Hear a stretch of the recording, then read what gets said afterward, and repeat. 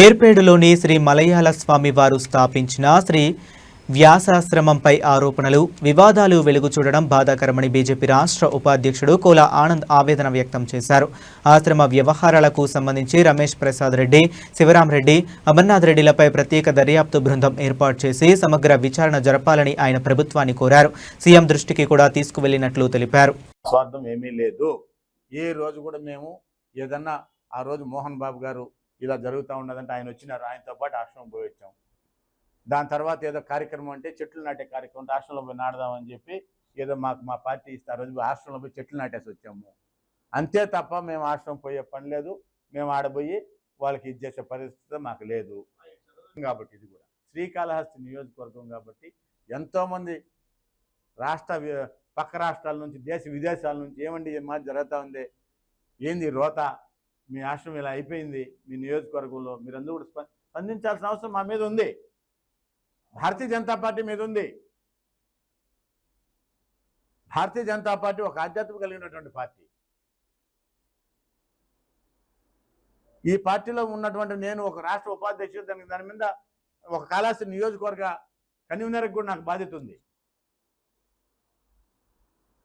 ఖచ్చితంగా దీని మీద మేము మళ్ళీ చెప్తున్నాము, ఎవరైతే వచ్చారో పెద్దలు పీఠాధిపతులు వారందరి ద్వారా మేమందరం కూడా కలిసి మళ్ళీ ముఖ్యమంత్రి గారిని కలిసి ఏదైతే జరగబోతాయి, ఏదైతే మనం అనుకున్నాం ఆశ్రమం ఏదైతే పూర్వవైపు రావాలనుకుంటున్నాం ఆ రకమైనటువన్నీ కూడా మరి పీఠాధిపతుల ద్వారా మళ్ళీ ముఖ్యమంత్రి గారిని అతి త్వరలోనే మలయాళ స్వామివారి బయలాల్లో కాదు ఉండేది.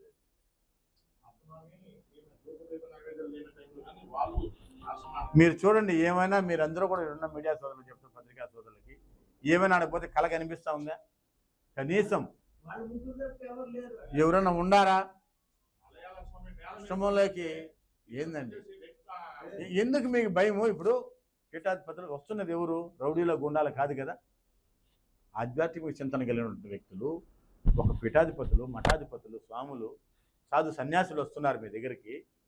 మరి మీరు ఆహ్వానం పలికి రండి లోపలికి అని చెప్పాలా? పోలీసులను పెట్టుకొని బందోబస్తు పెట్టుకుని గేట్లు వేసి పెట్టుకుంటారా? అంటే నీలో తప్పు ఉందా లేదా? నీలో అవినీతి ఉందా లేదా? నీలో అవతాకులు ఉన్నాయా లేదా? నువ్వు క్లీన్ చిట్ అవుతే నువ్వు రమ్మని చెప్పు, నువ్వే పిలువు, ఆహ్వానం చేయి, కూర్చొని పెట్టుకో, మాట్లాడు. మళ్ళీ ఎందుకు పోలీసుల ద్వారా మాట్లాడించడం? పోలీసు బందోబస్తు దేనికండి? వచ్చింది ఎవరండి? వచ్చింది ఎవరు? గారు పెత్తనం మాకేమని ఎవరన్నా అడిగారు? వచ్చిన వాళ్ళు ఏమడుగుతున్నారు? నీ తమ్ముడిని పెట్టద్దు, శివరామరెడ్డిని పెట్టొద్దని చెప్తున్నారు అందరూ. ఏంది, శివరామరెడ్డిని నెక్స్ట్ పీఠాధిపతిగా నువ్వు నిర్ణయం తీసుకోవద్దని చెప్తున్నారు. అంతే తప్ప నువ్వు ఉండే పద్ధతి ఉండు, నీకు ఆ భగవంతుడు ఆయుష్ ఇచ్చిన రోజులు ఉండిపో. ఎవరు కాదన్నా ఇప్పుడు మేమేమి ఇప్పుడు దిగిపోమని చెప్పలేదు, ఆయన్ని దిగి ఆయన గుడివాడికి వెళ్ళిపోమని చెప్పలేదు మేము. నీ తమ్ముడిని ఎలా పెడతావని అడుగుతున్నారు అందరూ. అమర్నాథ్ రెడ్డి దయచేసి ఎక్కడి నుంచి వచ్చాడు ఆడికి వెళ్ళిపోమని మాత్రం అందరూ కోరుకుంటున్నారు.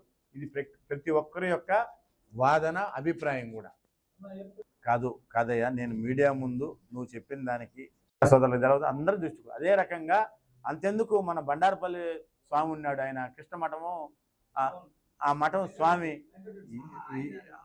చనిపోయాడు శ్రీకృష్ణాశ్రమం పీఠాధిపతి బండారపల్లి. పాపం ఆయన ఎంత తిరిగాడండి ఆయన? 15 ఏళ్ళు మా దగ్గరికి ఎన్నిసార్లు తిరిగాడండి? ఆ శివానందగిరి స్వామి ఎన్నిసార్లు తిరిగాడండి? ఆ స్వామి ఎన్నిసార్లు నిరాహార దీక్ష చేశాడు, పాపం ధర్నాలు చేశాడు, ఏడ్చాడు, మొత్తుకున్నాడు, పొరుదండాలు పెట్టాడు, దొల్లాడాడు. పాపం ఎందరు ఈ కాళహస్తిలో ఉన్న నాయకులు ఇళ్ల చుట్టూ మొత్తం తిరిగాడు. పాపం వాళ్ళ ఇంటి ముందు పోయి నా దగ్గరికి ఎన్నిసార్లు వచ్చాడు? అంటే ఏంటి ఆయనకి ఏముంది చెప్పు? ఆయన కోరిక ఏంటి? ఏం ఆశ? కాపాడదాం. ఏర్పేడు మలయాళ స్వామి గారి యొక్క స్థాపించినటువంటి ఈ వ్యాసాశ్రమాన్ని మనము, సద్గురు మలయాళ స్వామి గారి ఆశ్రమాన్ని మనం కాపాడుకుందాం, మనందరి హక్కు, మనందరి బాధ్యత అని చెప్పి ఆయన అంత ప్రయత్నం చేశారు. పాపం ఆయన ఈరోజు ఈ భూమి మీద లేడు. ఏమే అంటే ఆయనకి ఎక్కడో పొరపాటు కనిపించింది, తప్పు కనిపించింది, తప్పు జరుగుతూ ఉంది, చెడు మార్గం 15 సంవత్సరాలుగా, ఈరోజు కాదు 15. అమర్నాథ్ రెడ్డి వీళ్ళు ముగ్గురమే తప్ప ఇంకెవరు బాధ్యులు కాదు, ఇంకెవరు కారణం కాదు. ఇప్పటికైనా వీళ్ళు పద్ధతులు మార్చుకొని వీళ్ళు గౌరవంగా ఎవరైతే ఇప్పుడు ఉన్నాడో ఆయన ఆయన వదిలేసి ఆయన వంతు పోనీ, ఇప్పుడు ఆయన దిగేసి ఆయన ఎత్తుకోమని మేము చెప్పడం లేదు. వారి తమ్ముడికి ఇచ్చేదానికి మేము వ్యతిరేకం, అందరూ కూడా వ్యతిరేకం. దీని మీద వంశపారపర్యం కాదు, ఇదేదో కులపారిపర్యం కాదు, దీన్ని పూర్తిగా వ్యతిరేకిస్తున్నాం. నేనైతే మేనేజర్ కావచ్చు, వారి తమ్ముడు శివారెడ్డి కావచ్చు, శివరామరెడ్డి కావచ్చు, అమర్నాథ్ రెడ్డి కావచ్చు, వీళ్ళెవరు కూడా వద్దు. ఆశ్రమం కమిటీ వస్తుంది, ఆశ్రమానికి ఏదున్నా కమిటీ నిర్ణయం ప్రకారమే జరగాలన్నది మా అందరి ఆలోచన, కోరిక. గౌరవ ముఖ్యమంత్రి గారి ఆలోచన కూడా ఇదే అని చెప్పి నేను తెలియజేసుకుంటున్నాను. దీని మీద ఆడిట్ జరగాలని చెప్పానా? స్టార్టింగే చెప్పాను నేను. దీని మీద ఆడిట్ జరగాల. ఏ రోజైతే ఈ 20 సంవత్సరాలకు వాళ్ళ చేతిలోకి పోయింది ఆశ్రమం, ఈ 20 సంవత్సరాలకు ఆడిట్ చేయాల్సిన బాధ్యత ఉంది. ఎందుకంటే ప్రజలకు తెలియాలి కదా, ఇది ప్రజల సొత్తు కదా. ఇవన్నీ కూడా దేవాదాయ ధర్మాదాయ చట్టం కిందకు వస్తాయి తప్ప ఇది వీళ్ళు తీసుకున్నటువంటి చట్టం కిందకు, వీళ్ళు తీసుకున్న బైలా కిందకి రావు, వీళ్ళు రాసుకున్న బైలా కిందకి రావు. ఎవరైనా ప్రభుత్వానికి, ఎంత పెద్ద పీఠమైన మఠమైనా ప్రభుత్వానికి సరెండర్ అవ్వాల్సిందే. దీంట్లో దీంట్లో ఎలాంటి సందేహం లేదు. అతిరామ్ మఠం ఉంది కదా, ఎంత పెద్దది అది, ఎండోమెంట్ కిందనే కదా ఉంది. ఎవరు పర్యవేక్షణ ఉంది? ఆర్జేసీ పర్యవేక్షణలో ఉంది అది. ఆర్జేసీ ఎవరు? ఎండోమెంటు. మరి అంత పెద్ద అతిరామ్ మఠానికి ఉన్నటువంటి చట్టము ఏర్పడి వ్యాసాశ్రమంకు ఉండదా? ఏమండి స్వామి, ఏం స్వామి అండి ఆయనకి ఏమైనా ఉందండి? ఏమైనా ఉందండి ఆయనకి? అలా చెప్పొచ్చా? ఎండోమెంట్కి సంబంధం లేని మాట ఎలా అంటాడు ఆయన? తుదికి చేరేది అక్కడికే, ఎండోమెంట్కే. మన ఆశ్రమం ఉంది, సుబ్రహ్మ ఆశ్రమం, ఎండోమెంట్ పర్యవేక్షణ ఉంటుంది కదా, ఎందుకు ఉండదు?